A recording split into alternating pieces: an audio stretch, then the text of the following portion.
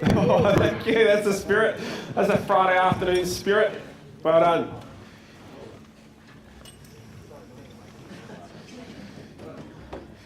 All right. So let's change speed a little bit. We'll keep the energy up. We'll change speed a little bit. So we know there's two parts to being an effective... Oh, by the way, I've got a question for you guys. You ready? I got a question. You ready? Yep. Put your hand up if you're proud to be a salesperson. Oh, that's better. That's better. Nice. So, effective selling is effective communication. So what we're going to do for the last session of the boot camp is to go through some communication best practices. So what I went through the first session was some structure, 4 Ws and H's to diagnose the pain, how to use Phoebes to prescribe our product and service to relate to that emotion, your alternate choice, price presentation, you'll make it a green brain, you'll attach your red brain to your green brain, etc. Now I'm going to talk about what do we do physically, what do we do with our tonality. We did a bit of bobbing, we'll continue with a bit of that NLP. What do we do to increase the connection we have with people? Because we know, and I'll get you to write this down for the first thing for this session, is that people will buy from us when they like and trust us. People will buy from us when they like and trust us. So how do we help people like and trust us a little bit quicker? That's what we're going to play with in this session. So again, the notes are in your workbook, you're welcome to follow through. Write lots and lots down. The first thing that we know, with as far as building rapport and building a connection and having people trust and like us, that there's words, voice, quality, and body language. We know that 7% of that rapport is done with the words that we use. However, we have 100% there because if you don't know the words, if you don't know about your industry, and I threw a bit about that expertise, what can you teach me to show that you're an expert in your industry?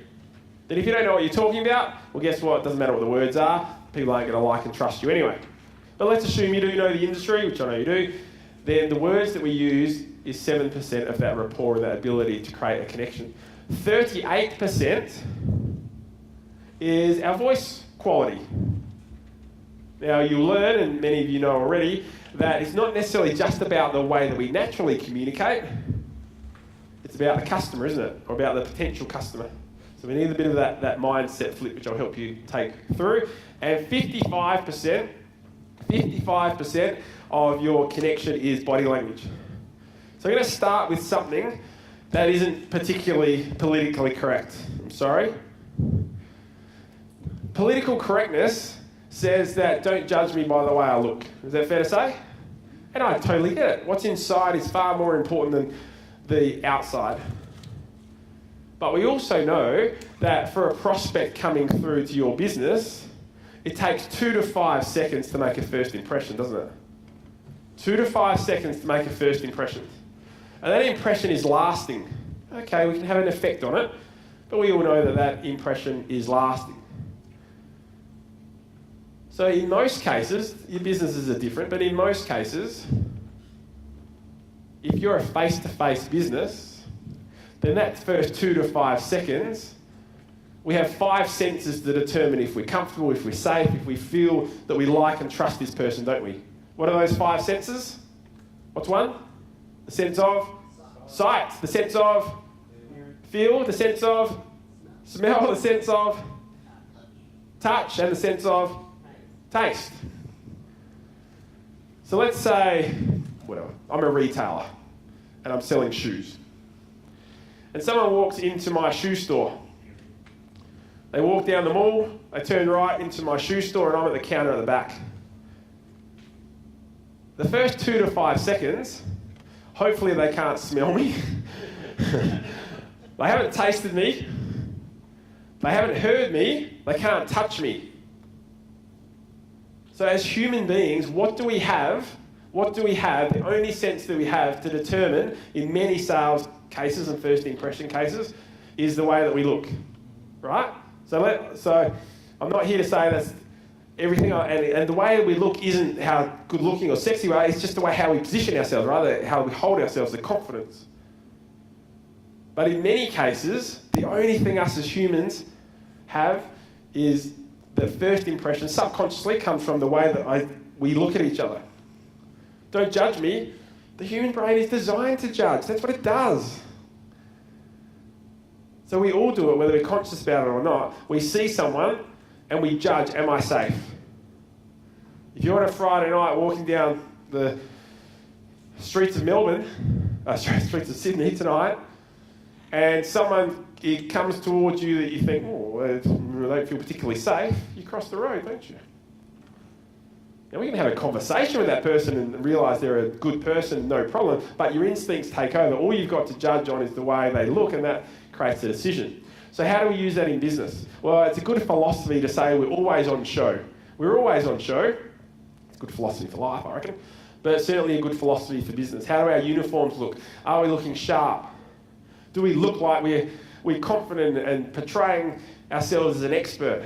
Or am I in my shoe store and I just slouched, oh my God, another night of late night shopping, and I'm on Facebook with my head down looking like I'm about to go to sleep, and then suddenly the client comes in and I'm all professional again. We've already created a first impression, haven't we? So today I'm going to take you through some bits and pieces about and teach you what can we do physically with our body language to create some really good connections. Whether we're having a conversation with someone or if they can see us and we don't even know that they can see us. Yes, please. In that instance, like this, we're a zoo, so we've got obviously the front-facing customers as people coming through for them at the end. With the people that we've currently got in guest services, it's sort of some are up here, some are down there. Yep. Would you suggest having the ones that are up here at the front for the first point of contact, or at the exit, where they would actually be able to leave a better lasting impression? So the sort of experience sort of negates how crappy the... Yeah, I understand your question. Did everyone hear that question? Yeah, you okay? My suggestion is you bring them all up to that level. That would be the ultimate outcome. Yeah. But in the short term, this also reflects back to 100% of decisions of feelings.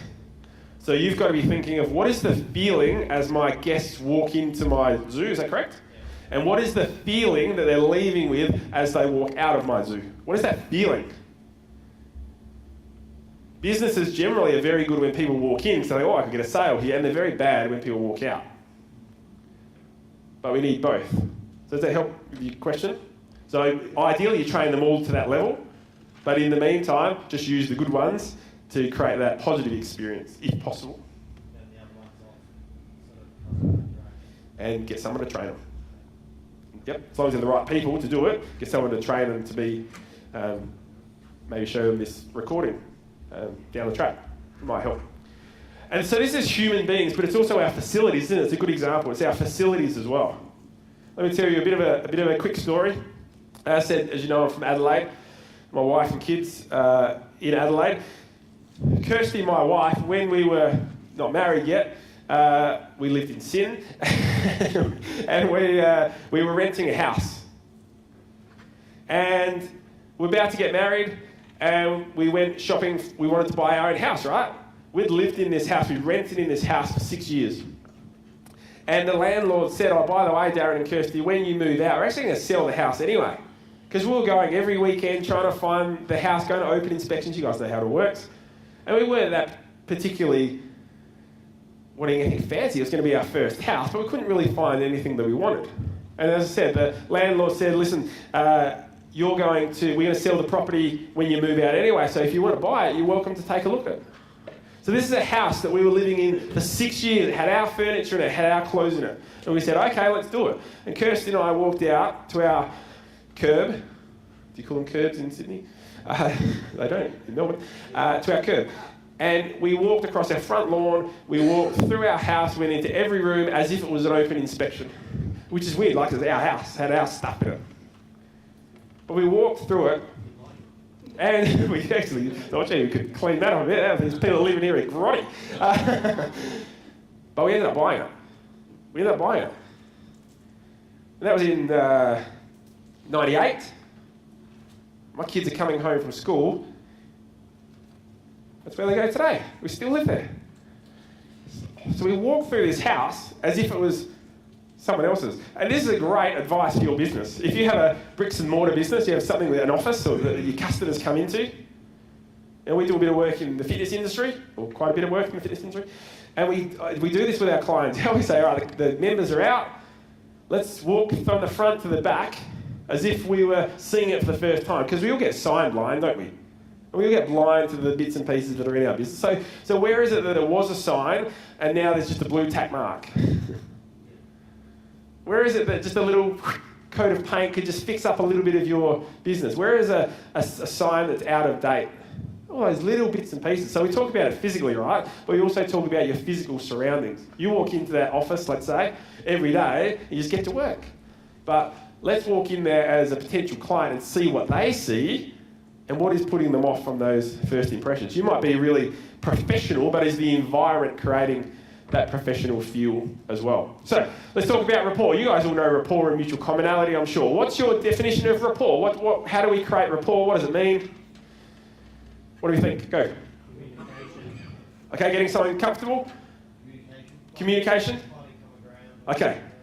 Perfect. All right, good. So we know that people will buy from us when they like and trust us. The reality is that if we just go about our way, communicate in our way, 25% of the people just won't connect with us, won't like us. So we need to be a bit of a chameleon. Effective selling is effective communication. We need to adapt our communication to connect with the person that we're dealing with. That's what we're spending this whole session on. So rapport is really asking some questions, isn't it? Having a conversation before you delve into the business side of it necessarily, or sales process, getting to know them, getting that trust and connection. And the next step of that is to build mutual commonality. So rapport is just asking the question, hey, what are you up to on the weekend? How long have you been in business? How did it get started? When did you take it over from your father? That is rapport building, having that conversation, not bombarding them with questions, but having a conversation. And the next step, which is the holy grail, is mutual commonality. Mutual commonality is when we both have something in common. People like themselves. Can you write that down? People like themselves. People like themselves. People like people that are similar to them. So this whole session is about how do we create an understanding that we are similar to that person. We are like-minded. How to create this feeling? It used to be build massive rapport. It used to be build rapport until you're essentially the best friend. We don't have time for that. It's not that anymore. It's just build enough rapport so they tell you the truth. Build enough rapport so they tell you the truth. And it drops all these barriers and it allows you to have a decent conversation. A couple of months ago, actually last month, my family was on Family Feud. Does anyone know the TV show? Did you see us? On Family Feud. It was good fun. It was a good experience. We happened to win the whole thing just by the way. But it was good fun. So it aired the 6th of April was the first show. But the reason I'm telling you that is that they use rapport and mutual commonality. They use exactly what I'm talking about in their transition from auditions to green room to live show, right? So it's a live audience, but it's a pre-recorded show. So we had auditions last October, and in those auditions, they get the family together and they ask you lots of questions. Has anyone been to a Family Feud audition? No. So they ask you lots of questions. They see what the bands is like between the family and whether you get to have a fun. It's clearly not an academic show, it's a fun show. Otherwise, we would have been in trouble. But they ask some stories. And you fill out some information first, a questionnaire about, what was your funniest experience? When was your most embarrassing moment? Etc., etc. And all they do then is ask you some questions about it. Oh, I noticed you've written this. Tell me about it. And then they create a story. So auditions were in October last year. Then we got called up to record the shows, in February.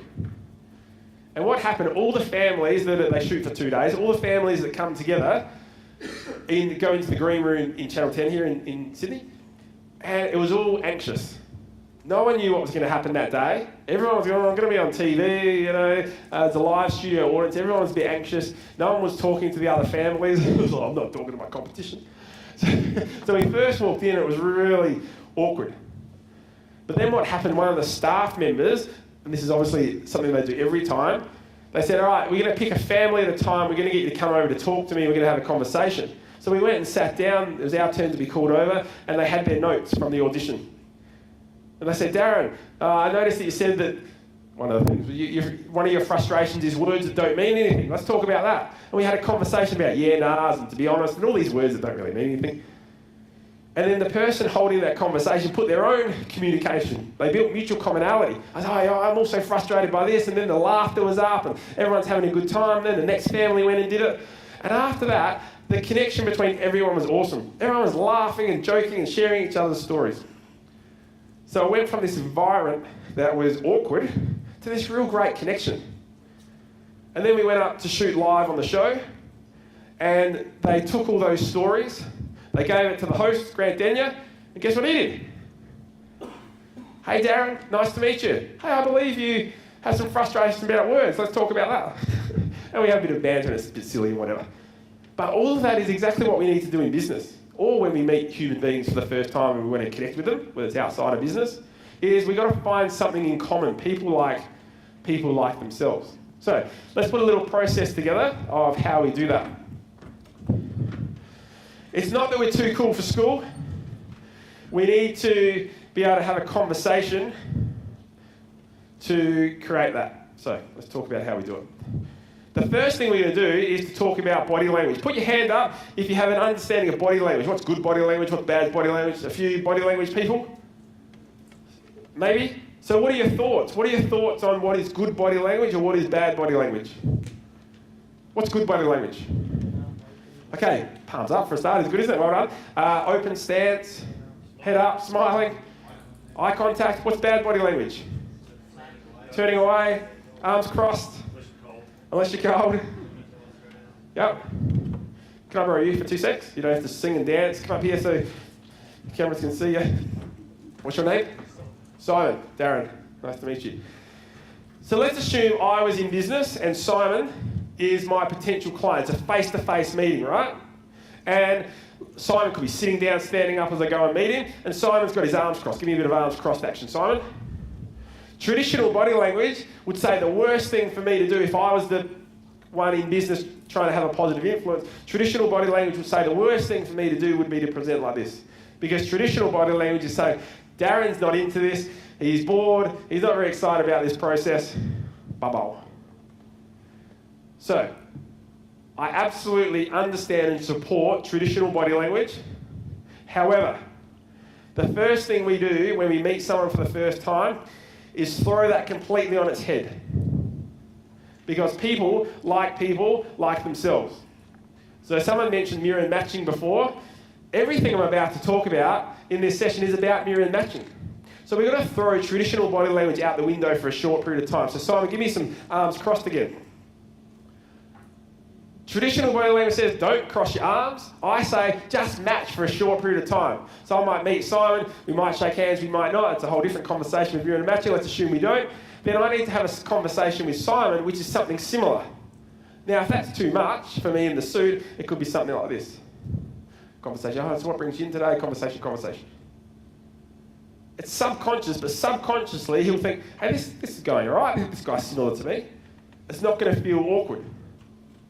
But if I said, listen, I was taught traditional body language, there's no way I'm going to do this presentation with anything crossed, and I presented like this, I can go back to my office and go, I did great body language, but Simon's walking away going, I didn't really connect with that guy.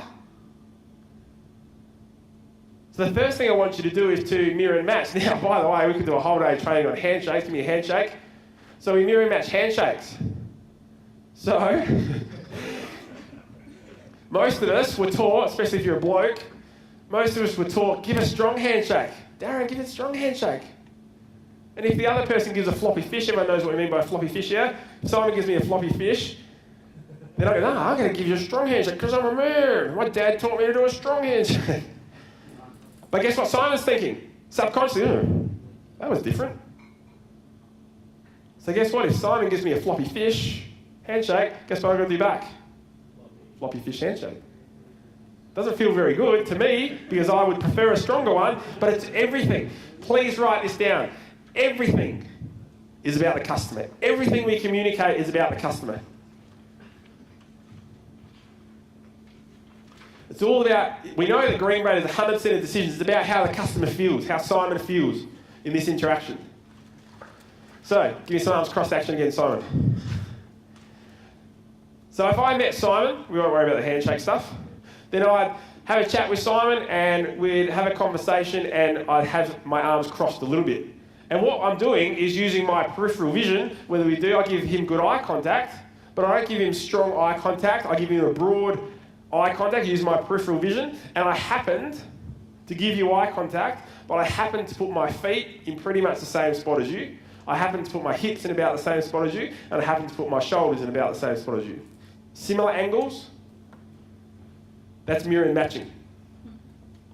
Now, be careful, blokes particularly, you don't want to go, how are they standing? Because you get punched in the face. But just use your peripheral vision and then have a conversation. Hey, what brings you in today? And then if he happens to change, just as we're having a conversation, oh, we're doing this and that and the other, and you change at some point. Now, we don't want to be a robot and just like changing around, but at the end of a sentence is a good time to do it. Okay, so listen, you're looking at having a bit of help. Tell me about where you're after with a bit of help. Now I just flicked my hip over, put my foot out, and I happen to put my hands in my pocket. So people like themselves. So this is your skills, your soft skills, right? Before we talked about hard skills, not hard as in difficult, but hard as in structure. Now we're talking about soft skills. People like themselves. The great thing about this is that it's not just a work situation, it's a human interaction. You get greater connections with people. And it's the same if we're sitting. If we're sitting, both sitting front. If he's sitting front of him, I'm sitting in front of him. If he's leaning forward, I'm leaning forward. If he's leaning back, I'm leaning back. As long as it's still somewhat professional, we mirror and match everything. Cool with that? All right. Thank you. Well done, Simon. Give him a round of applause. Thanks, Simon. He's a good mirror and matcher. So I just want to throw traditional body language out just for a short period of time and just mirror and match. Nice handshake, boys. I reckon you could do a pretty strong handshake there. Now, the other part is, the other part is, if you have rapport... Actually, Simon, can I get you back out just for a short second? Short second? What is a short second? Speaking of words that don't make sense. Now, if we did mirror and match, but it was you had your arms crossed, so I was mirror and matching like this, I think that's still traditionally bad body language. After about a minute and a half, if I feel our conversation is going really well, then I can try and lead Simon. And I say, Simon, tell me more about what you're after. And I go into traditional body language, traditional good body language. And if we have rapport, he'll follow me. And clearly he didn't, so I'd go back and have a conversation. He's being a mongrel. So then I go back like this until we build rapport, and then I try again at some stage. And if there he goes. Look, he's being nice now. He's playing nice. Good, thank you. You're welcome to jump back in your seat. Thank you. So then we're in traditional good body language, but we're still mirror and matching. So we mirror and match everything. Someone said about eye contact. Eye contact used to be give really good eye contact. Just give good eye contact. But now eye contact is mirror and match. When that person is speaking to you, if they're giving you a bit of eye contact and then they're moving their eyes around, guess what you've got to do when you talk back to them? You do a bit of this and a bit of this. So it's not about... We need to be aware of what are our habits and what are the ways that we need to communicate. And we need to be aware, do we like dollar signs when we buy ourselves? But then everything else is about what is the other person like? How do they communicate? And how do I need to adapt my communication to match that? Because people like people. Louder, people like people. People like themselves. Very good. You get a question? If the client is aggressive, so yes, he might be... Oh, yeah, good question. If he's actually aggressive to the point, they hate trades because the last 10 trades have been there, walked a month through their boots, whatever it is, Yep. sometimes that happens. Yep. Is there a way to kind of subdue that? Yeah, there is. There is. So now we're talking disbehaviours and behavioural styles and all those sorts of things. However, so we don't want to confront a D behaviour or someone that's in our face, is challenging us. We'll come to that later. But the first step is just to not have your eyes in the centre of your socket. Not have your eyes in the centre of the socket. So whenever we have our eyes in the centre of the socket, right, I'm just looking right at you, that creates fight or flight mode. energy starts to build up and you're going to punch me in the face. But if we just have a decent conversation and I just take my eyes out of the centre of my socket and I talk to you a little bit more like this, it drops the tension. I'm not taking him on. I'm not backing down either, by the way. I'm not being a softie and backing down, but I just take my eye out of the corner. So now I can take his eye out of the corner of the socket as well, just very, very quickly, by using a hand gesture. Oh, listen, I know you're really frustrated, but... And look, his eye is here. Listen, I totally get how frustrated you are. Listen, let's see if we can work out a solution. And suddenly his eye went out of the socket, so his emotions drop. But if I went, all right, mate, let's talk about this. Well, I'm not going to be talking about it for long, because he's going to be cracking me, right? So, eye out of the socket. If you have staff, this is HR here. If you have a staff and you've got an issue, go for a walk. Go for a walk and walk it out. Why? Why do you think? I can't walk down the street and give you eye contact because I run into something. So we have to be out the corner of the eye. We'll go for a drive. But a walk, the eye's out, it's not in the front of the socket, so we'll drop some of that emotion. Make sense? Cool. Yeah, while you're on that, Yes. some people are really extremely nervous, and when they come to this issue, they will actually turn both ways. Mm-hmm. Yep. What do you do with those? You turn with them. Mirror and match. Yep. Mirror and match. Yeah, we talk about DISC, and I know you guys, many of you have been through DISC. You've got some other things that you've dealt with. Essentially, all of that is just mirror and matching, isn't it? So that's what we're going to play with for the whole of today. So let's talk about having a conversation.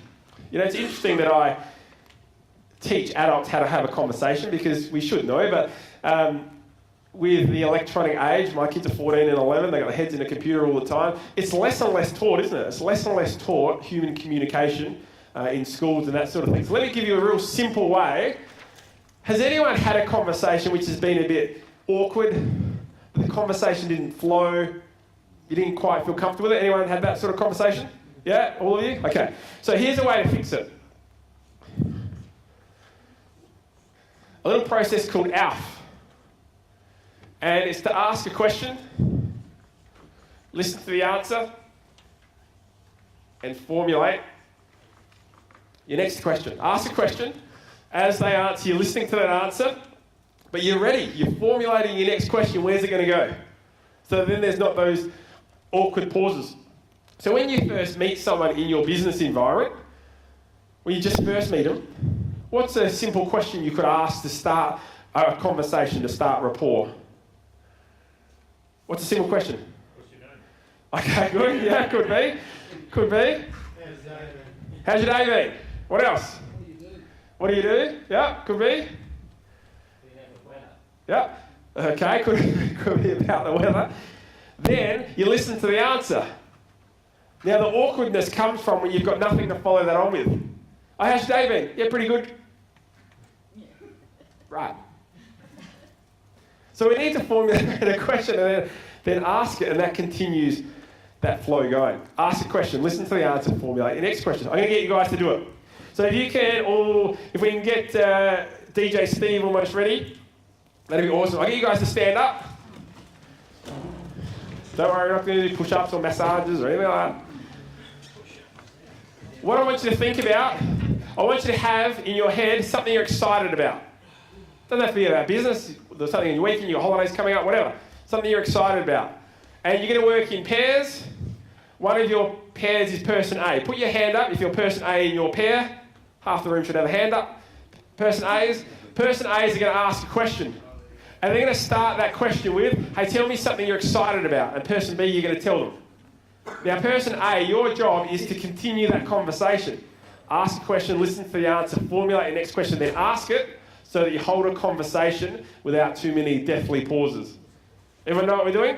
Yeah. All right, so person A says, hey, tell me something you're excited about. And person B's got an answer ready. Ready, set, go. You've got to keep the conversation going until I tell you to stop.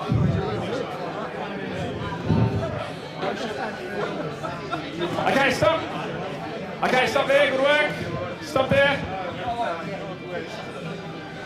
Nice song. Thank you. What? So whose conversation flowed okay? Okay?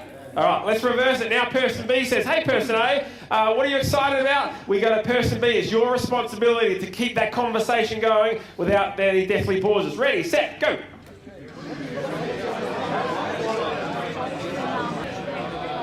Okay, I'll grab your attention back.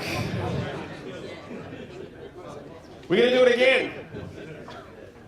So that was rapport, right? We're showing interest.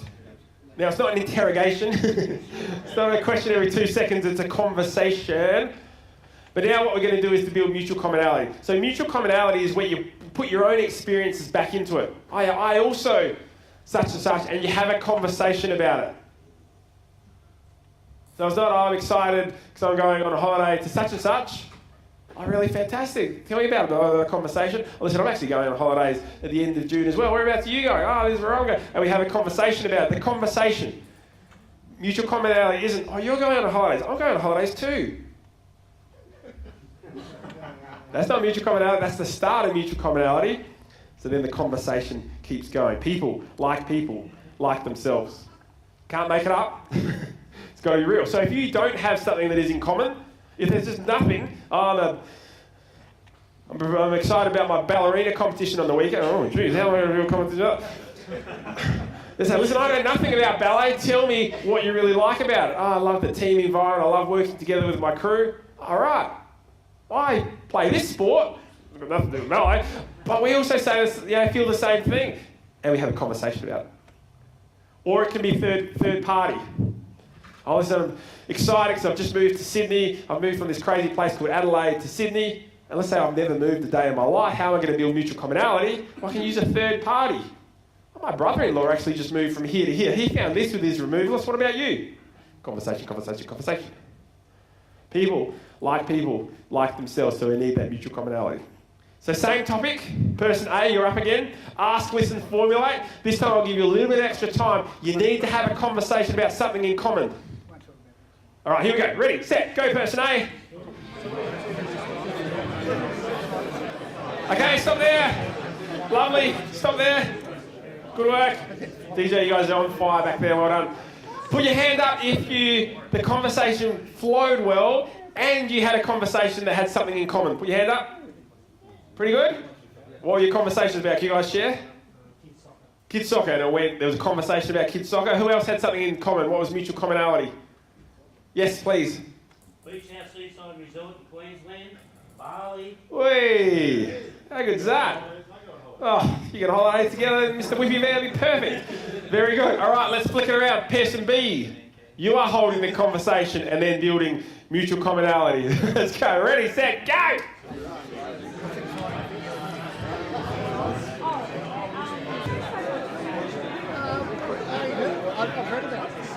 All right, let's pull it up there. Okay, I'll bring your attention back. Look, now I can't even stop you talking. You just got so much mutual commonality going on. You're just loving each other. Very good. How did that go? Who wants to share something they had in common?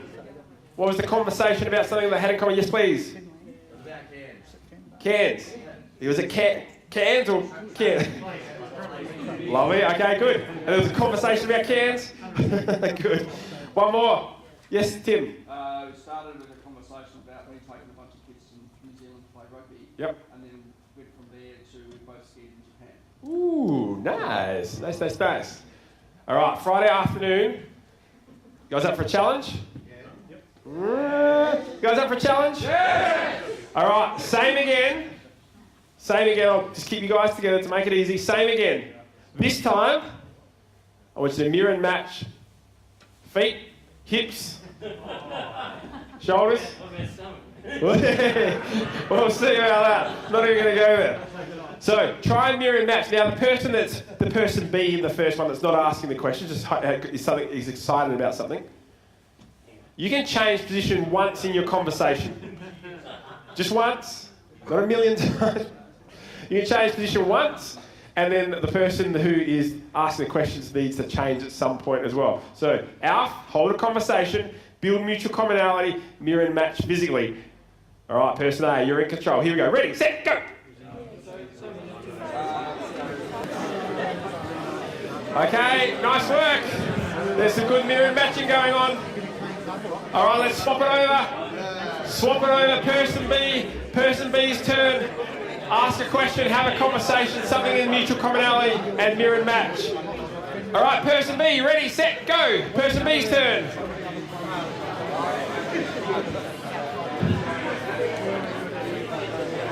Oh, very nice. Have a seat. Well done. Very, very good. Have a seat when you're ready. Lovely. Lovely, lovely, lovely. Oh, high fives. Nice work.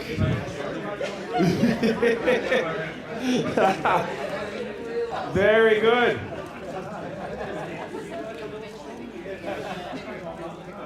Well done. Great job. Good mirror matching there. What happened in the room? What happened to the atmosphere of the room when that happened? Yeah, there was a buzz, right? People were more comfortable with each other. There was high fives. You guys probably wouldn't have high fived before. Is it true? Well, maybe. So, I want you to practice. This isn't about just giving you good information. This is about you implementing. So when you're on the weekend, when you pull into the service station and go up to pay for your petrol, just mirror and match the person on the other end of the counter. When you go to your cafe on the weekend, when you're at your kids' sport, whatever, just play with it. Here, word of warning. Do not go home to your partner, husband, wife, etc., and say, oh, I learned about mirror and matching today. I'm going to be matching. Don't do it. Just mirror and match and see what happens. See what their connection is. Nothing dirty, boys. It's all right, relax, relax. But I want you to practice it. I want you to do it. I want you to mirror and match in real life. I was working with someone yesterday that, as I said, BFT automation. We did a little bit of this. They're fairly advanced with it, but there was a new guy in the room, a new staff member, so we were going sort of back to basics. And he was an arms crosser. His natural instinct when he meets someone is arms crossed and have a conversation. And of course we role played and I taught him not to do it, to mirror and match the person in front of him. And when the person in front of him was role playing with his hands down, this guy was going, he looked like, he was going like this. He just wanted to cross his bloody arms. And he, was going, he looked a bit weird. But that's why we role play. Because imagine if you did that in front of a customer, would that be weird? So that's why we role play and we practice in real life. When you leave here, you know, as human beings, we need to hear, see, and do something at least 6 times to retain 62% of the information. Hear, see, do something at least 6 times to retain 62% of the information. So in that last presentation I did, and I had the guy doing bicep curls and the golfer, and it said, practice, practice, practice, 3 times at least. If Simon and I learned something new and we wanted to build a neural pathway in our brain so we got comfortable to use it in real life, then we need to train it 3 times each. Let's say it's something like the $4 at Hage or Phoebe that we did before. Everyone know what I'm talking about? I said Bob, didn't I? Then the first time Simon and I do it, role play it, I just read it word for word. It sounds robotic, it sounds awkward, that's okay for practice. And then Simon just reads it word for word. That's once each, right? Then the next time I do it, I read it and give him a bit of eye contact. And he reads it and gives me a bit of eye contact. The third time we do it each, we try and just do it off by heart. If he does well, I give him a high five. He fluffs it up, he goes back to his notes and does it again. Then go back and back and back and back and back and keep doing it, just like a bicep curl. I can't do one bicep curl and go, I'm going to have great guns for the rest of my life. I got to keep doing it. So my training is about implementation. So if you are a sole proprietor, you have no one to work with, team up here. Say, all right, we've got to implement some of this stuff, not just for my session, but the whole weekend, right? So when are we going to get together? What can we do over Skype, Zoom, telephone to pair up and role play? I told you that I was trained by Impact Training when I was selling. In 2002, I was trained by them. And yes, I role play with other people in my staff, but I role played in the car. I can drive home and I can do a Phoebe out loud and no one can hear me. And if I screw it up, no one knows. And eventually I nail it. And it becomes second nature and it's comfortable and it's mine. It doesn't sound like you, it doesn't sound like you, it doesn't sound like Darren, it sounds like me. So you own it. Yes, it's a structure, but you practice enough so you own it, you put your own words to it, and then you just open your mouth and the right words come out. So, I implore you to go and practice. All right. Words. Words.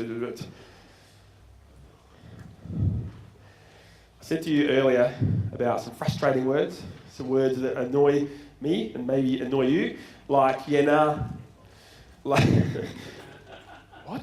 What's that? Like, to be honest in front of every sentence that isn't really an honest sentence or something that is an important statement. So what I'd love us to do, there's two parts to this. What I'd love us to do is firstly be aware of our own words and movements. We all have autonomous words that we don't know that we say. I remember one of my staff members many years ago, her name's Azy. She was a salesperson, I was a sales manager. She was on the telephone, doing lots of calls.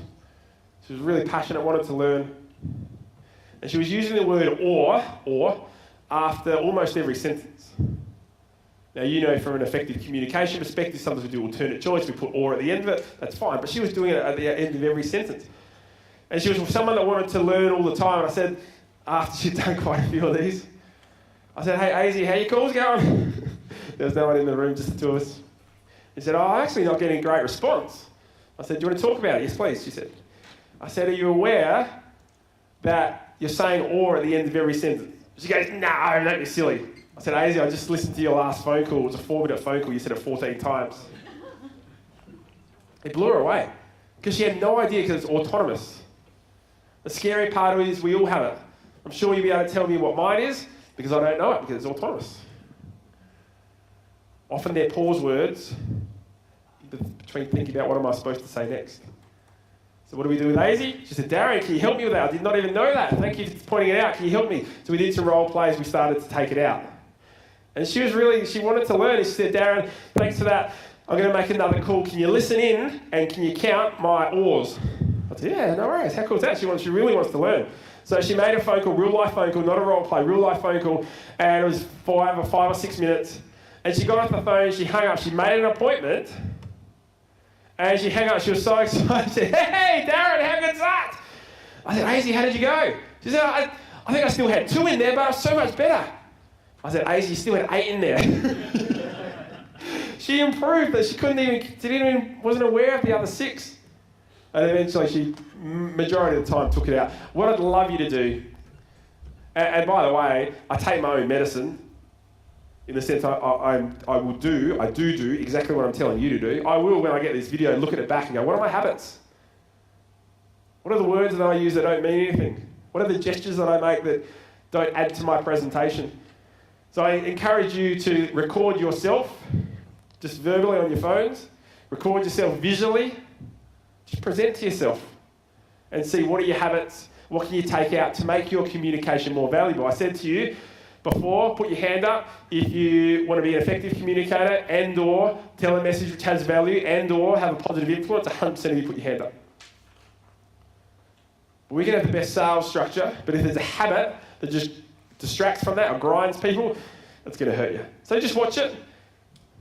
And this room in the academy, I'm sure you've built enough trust with each other that you can respectfully point it out to each other so you can fix it. But also video yourself. The next part, though, is how do we use that to build rapport and mutual commonality? If you're presenting to someone in your environment, your work environment, and they say, listen, at the end of the day, Tim, I just want to understand what leads are coming in. At the end of the day, if I can't get those leads and understand where they come through my CRM, at the end of the day, I'm going to be out of business. And I've said at the end of the day 3 or 4 times, it might annoy the out of me, but what am I going to do when I present to them? Listen, at the end of the day, I think my process is going to be best for you. You can see how it's going to work for you, can't you? I'm going to use their terminology back. If they've got a habit. Listen, at the end of the day, I really need this CRM system because at the end of the day, I'm losing all these leads. And at the end of the day, if I lose leads that don't make any money, I'm gone. That's them, right? But they don't even know they're doing it. So they won't know that I'm doing it because they don't even know they're doing it. So then I just do it back. Not so many times, but just at that decision making. So listen, at the end of the day, we're in a position to make that decision. Come on board with me. Yep. I'll say yep. Well, they're more likely to say yep. Because I've mirror and matched, and I've used their habits, and I've used their wording back. Yes, please. When some people finish sentences for you, do you start finishing theirs? You don't like this little confrontational one, don't you? The confrontational people?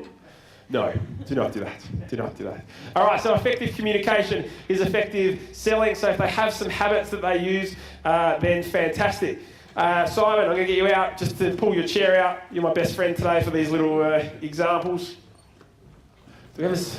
Yeah, just pull your chair out, mate. Just pull your chair out. Can I steal this chair as well, please? Thanks. Is that okay if we sit here? We all good? Yep. All right, there's 4 different zones. Let me get your slide up. There's 4 different zones that enhance rapport and mutual commonality. So if you're in a position where it doesn't matter if you do a stand-up or a sit-down presentation, but what we don't want to do is to be opposite the table, do we? Because there's a barrier between our rapport and our mutual commonality. So ideally, we'll be side by side. Now, there's 4 different zones that we're in. The first one is called the shout zone. So if I'm presenting to Simon, he's a potential customer of mine, yes, we're going to mirror match and all do that sort of stuff. But from a positioning perspective, if he's far enough that I can't touch his shoulder, that's called the shout zone. And we are limited to how much rapport we're going to build in the shout zone. If I want to build some good rapport with him, I need to be in the rapport zone, which is close enough that I can touch his shoulder, not that I do it in real life, of course, and we just have a conversation like this, we're good to go. Don't freak out when I say this, by the way. If you want to build massive rapport, you need to be in the intimate zone. The intimate zone. Yeah, here I come.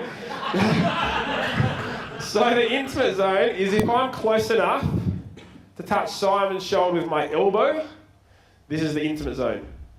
But I know what he's thinking, I know what you're thinking, that if I give him eye contact, then it's way too much, right? So what we use is a reflector. A reflector.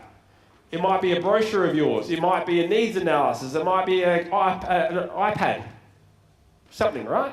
Which is a reflector. And let's say there's a table there, we're having a chat about it. I say, oh, okay, let me tell you a little about what we can do.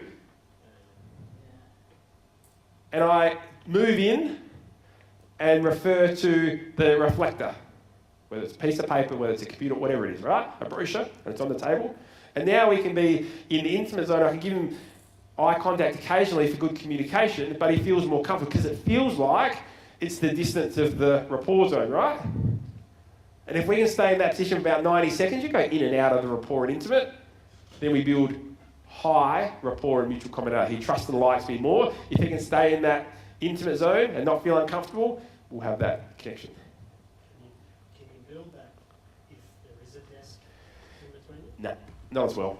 Because a lot of the clients I get, so you're operations Mm-hmm. and you see one desk. Yep. And me walking around there and sit there. Yeah, so it's not going to happen all the time. We say, hey, listen, I've got something to show you. Do you mind if I just come around and show you this? If they say, no, bugger off, sit there, well, okay, I'll sit there. But you can move it, you can work it. So thank you can have a seat. I won't be asking you to do anything else the rest of the day. So you think about hotels, right? Most hotels, when you check in, especially the higher end hotels, they give you a card and all that sort of stuff, and then they come from behind reception and stand next to you and go, oh, your room's on floor whatever, and this is where the gym is, whatever. The real high-end ones, they come around and create that experience because it helps with that. The feeling, everything is about how do I make my customer feel. What is it? How do I make my customer feel? Green brain, 100% of decision making. So the 2 presentations are linking together, right? Everything is about how the customer feels. One is about structure, one is about what do we do from a communication perspective to help that. If you happen to have more than one person, you're selling a house and you've got the family all around, make sure they're all on one side of you. Don't have 2 here and 2 here because that'll kill rapport. You're talking to these ones and the people back here are going, no, let's get out of here. So make sure they're all on the same side. Now we've played with this already, so I can sort of flick on through this. We've done the NLP with the bobbing, palm up. Bobbing helps to get a yes response. Palm down, shake of the head, helps to get a no response. But again, if you mirror and match everything, you're going to be playing it safe. If they have habits that they do, and you respond with those habits, then they're going to hear that message in a manner that they respond well to. The last little bit I want to take you through is just a quick conversation. It's not a training on disc. Disc is a whole day, as many of you know. Can you put your hand up if you've had some training on disc or full training on disc? Most of you would have come across it. So we are the distributors and the trainers of disc behavioural style. It's not a personality trait, it's a behavioural style, as many of you know. And it links in well with a lot of other things that you have been trained on through the academy. So Alan Stevens, who trained you on facial recognition earlier in the year, he's a colleague of ours. We work together, and disc and facial recognition, they work together. And in fact, I was on a Zoom with Alan just last week, and every couple of months we actually spend a weekend as part of a group together. So I know his work really well, and there's absolute validity to what he does, and then disc just complements it. So they complement each other. But the reason I'm bringing disc up, it's a bit dangerous to bring disc up for a short period of time, because a little bit of understanding of disc is dangerous, but I knew that some of you have a little bit of understanding and some of you have a lot. So those that have a lot, just bear with me for a couple of minutes. The problem with disc, for those that don't know, disc, there's 4 different behaviours that we all have, all of us. We're made up of all 4. But we have some that stand out, that we're stronger with, and some that are less, some of our lowest. So we have a primary and a secondary. It's called a primary and a secondary. A primary is the one that is our highest behaviour. And you can do a little assessment to do that. I've actually got an opportunity for you to have our disc report, so you can work it out for yourself. And also to go into the draw for an electronic version of disc and values. Disc and values. Plus my report and conversation with you to go through the report, tell you about how you adjust to other people. It's worth over $600. So just by throwing that SMS in to get the ebook and that sort of stuff, you go into the competition for that. So I'll give you some more information on that as we go through. The trouble with disc is that some people that understand disc will go, okay, I know what behaviour I am. Because I've done a report, I've been trained on what behaviour they are. Essentially, with communication, that means nothing. It's all about the other person. We need to be able to pick up, without them doing a report, how do I pick up what behaviour my potential customer is? Because I need to adjust how I communicate. Those that do disc know that it's called ishing. We ish. We become a slightly different version of ourselves to communicate to that different behavioural style. But most people just understand it. And even if you're referring to just your primary behaviour, your highest, then it actually is showing that you don't know disc. Because disc, I'll get you to write this down, within disc we build rapport to the primary behaviour, but we sell to the secondary behaviour. We build rapport to the primary behaviour, whatever the highest one is. That's how we have a conversation. So as you know, for a D it might be fast and to the point. For an I it might be more bubbly and fun and laughter and hand gestures and smiles. For S it might be a little bit slower, a little bit lower monotone. And a C is more detailed and structured and statistics, etc. But we build rapport to the primary. So when I meet someone, you have a conversation with them and get their trust, you match the speed of their speech, their tonality, you match their behavioural style, their primary. But when you ask for a decision and get a sale, you actually link in their secondary behaviour. So I'm not here to teach you, but I just wanted to create that awareness. So if you go back and do disc and you're not sure of how to pick up on someone's secondary behaviour, you're going to reduce your conversion rate. But the biggest thing that I find is that people don't know their lowest behaviour. Everyone focuses on their primary, maybe their secondary, but they don't know their lowest behaviour. So if my lowest behaviour happens to be a C for cautious, what do we know about a C for cautious? Those that know disc, what do they elicit? How do they communicate? They want all the detail, they want facts, they're task oriented, they tend not to talk particularly fast, they talk slower. So if that happens to be my lowest, that's the one that is most difficult for me to change and communicate to. So let's say I was An I for influencer, bubbly, loud, life of the party, loves to laugh, gets distracted easily, lots of hand gestures. And suddenly I've got to present to a C, where I've got to reduce those hand gestures, be more structured, specific, factual talk. So that's the hardest one for me to change to. So we all need to know our lowest behaviour, and we should be practicing and role-playing those 3 role plays. We need to hear, see, and do something at least 6 times to retain 62% of information.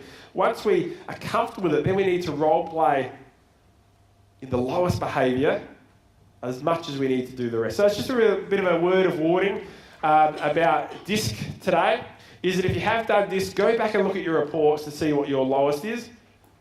We build rapport to the primary and self to the secondary.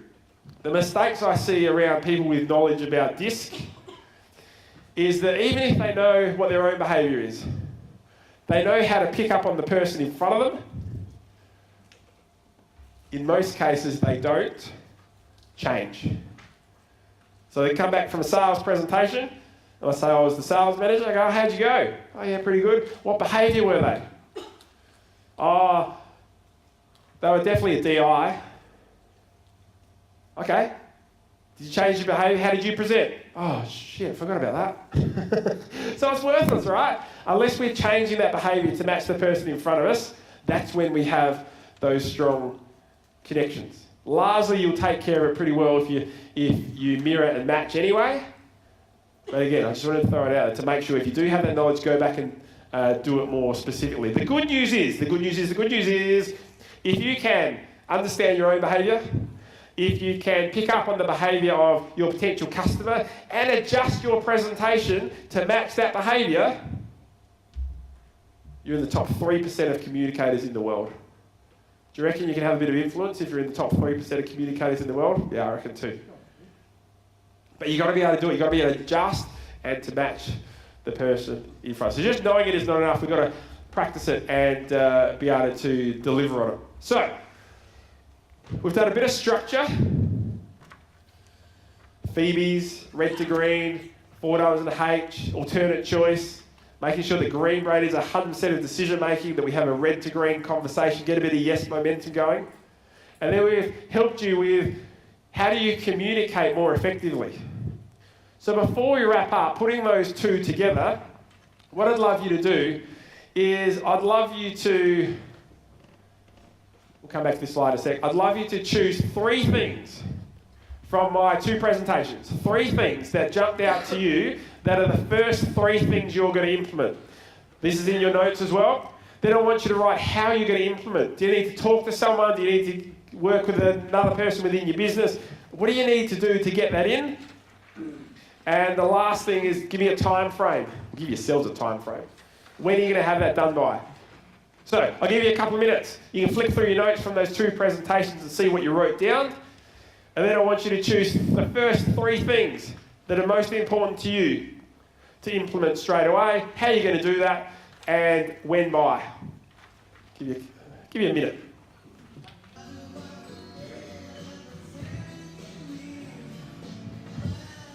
All right, let's get 1 from each table. Just 1 from each table. Do you guys in the middle? One of you share. What's the one thing? One of those things you're going to implement straight away. Teach sheet. Yeah, love it. Good work. You guys over here on the right. 1 takeaway. What are you going to implement? Add some green brain to the website. Great. That's awesome. Well done. Very good. Tim's table. What's 1 thing you're going to take away and implement? Mirroring and marketing. Okay, good. I like it. Tim, I always had you there. I thought I had you there. You guys in the middle. Don't use price as a promotion. Use the words just or only. Yeah, I like it. Yep. Take the dollar signs out. Good. You guys at the back. More green brain stuff in my marketing. Yeah, I like it. Very good. You guys down the front. In-spot research. Inkspot. I never knew that. You must be an expert. Very good. I'm going to practice or be more aware of body language in sales conversation. Yep. Good. It's good fun. No one knows you're doing it. It's just in here. You know you're doing it. But practice it this weekend. Don't leave it till Monday. Go and have some fun and practice it this weekend. All right. A few things for you to take away, as I said before. Again, this is in your notes, so we can take a photo of it. As I said, if you want our disc worksheet, we've got an electronic one and we've got a paper one. If you want a paper one, which is just free, I'll teach you how to use it. It's 98% accurate, so it is good. Just shoot your SMS to me or email me. I'll also put you into the draw for the electronic disc and values, so not just disc but values. And I'll give you a meeting to discuss it and how you implement it with your team members. We also know about the Impact Sales Success Club that I mentioned before. It's a closed Facebook group. We do 1 hour training a week on a Wednesday night. If you can't make that, it's recorded so you can watch it later. Steve Jensen, our CEO, who Steve referred to before, and myself do that. We're just about to add some weekly little video tips as well. And the lucky last thing is, feel free to follow me on Facebook for my Tuesday Tickle and Tick, which is my weekly Tuesday little videos, education pieces. And as I said, I've just started a YouTube channel. So again, when you SMS me, if you want the link to that, or you can just look me up, and there's over 20 educational videos on there as well for you to keep learning from. So I hope that's given you an understanding of some structure and how to communicate. We said that a salesperson is someone who can communicate effectively, tell their message with value, and have a positive influence. So, if you need any help, let us know. You've got a really strong group here, so use each other as well. My last question for you, to wrap up my time and hand back over to Steve, is, given that you know what a salesperson is, who here is proud to be a salesperson in your business? Yeah, that's pretty close. Very good. Thank you, guys. Well done. All right. Good fun. Hand over to Steve. Give it a big